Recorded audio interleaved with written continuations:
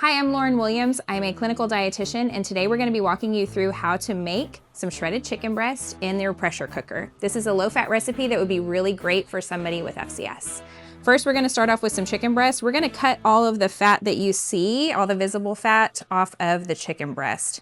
We want to make sure that all of this white fat is gone before we put it in our pressure cooker, because that's going to add some additional fat to the recipe that you don't want.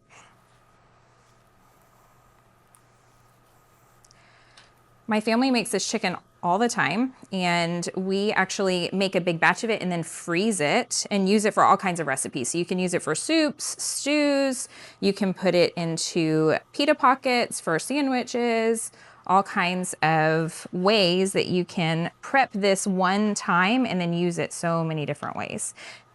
Another way that you can use this is in our buffalo chicken dip that's also in our low-fat cookbook. So head on over and check that out as well.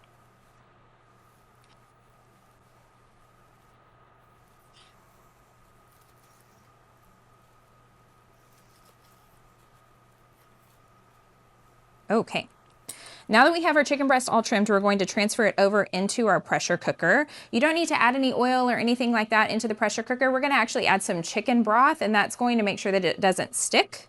So we will go ahead, I can use the tongs, but I usually just use my hands at home, and then we'll wash our hands afterward. So now that we have our chicken in our pressure cooker, we're going to season it. So I like to use Montreal chicken seasoning. You really can use any chicken seasoning that you prefer. So if you have your favorite, feel free to use it here. I just find that this is easier, and you use about 2 tablespoons. I usually just eyeball it and transfer it all over the chicken. That's about right. And then you're going to use about 1.5 cups of chicken broth. It's great if you can use a low sodium chicken broth. We're already adding some salt through the seasoning, and so using a low sodium chicken broth can be helpful to make sure that you're still watching the sodium content of your recipe. So that was 1 cup and another 1/2 cup. And I'm kind of pouring it around the chicken. You don't want to wash off the seasoning that you just put onto the chicken. So now that we have everything seasoned, we have your chicken broth in there, we are going to go ahead and put on our lid, and we'll set the pressure cooker. You want to do this on high pressure, and generally anywhere, honestly, between like 7 to 12 minutes. It really does depend. 10 to 12 is kind of that sweet spot for most of your chicken breasts. I actually like to use frozen chicken breast a lot of the time, and if you're doing that, you do want to err more on the 10 to 12 minute side of cooking on high pressure. Couple of things, if you've never used a pressure cooker before, these can be a little bit confusing.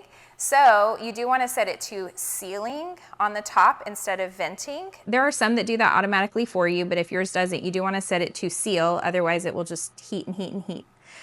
And then whenever it is done cooking, you want to let it natural release, or basically just leave the pressure cooker alone for 10 minutes before you release the rest of the pressure automatically by turning it to venting. Hopefully that helps if you've never used one before. But now we're going to set it, so we're going to go to pressure cook. We're going to be on high pressure. I'm going to do 8 minutes since these are just refrigerated, but they are a little bit thicker. And then the most important thing is making sure that it gets to 165 whenever it's done. So we're going to let this do its thing, and then we'll come right back whenever it's time to vent it and shred the chicken.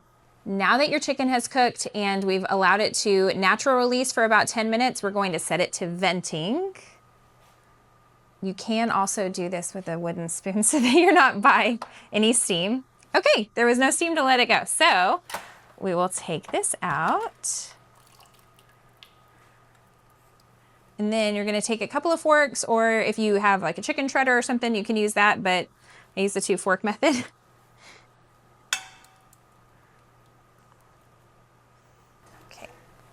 Again, you do want to make sure that this has gotten to about 165 degrees to make sure that it is nice and safe. We'll shred one at a time.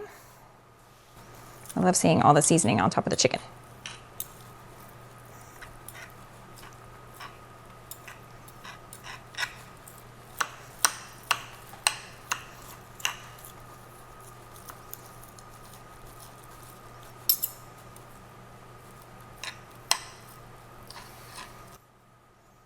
Okay, we're going to pop this into a bowl carefully.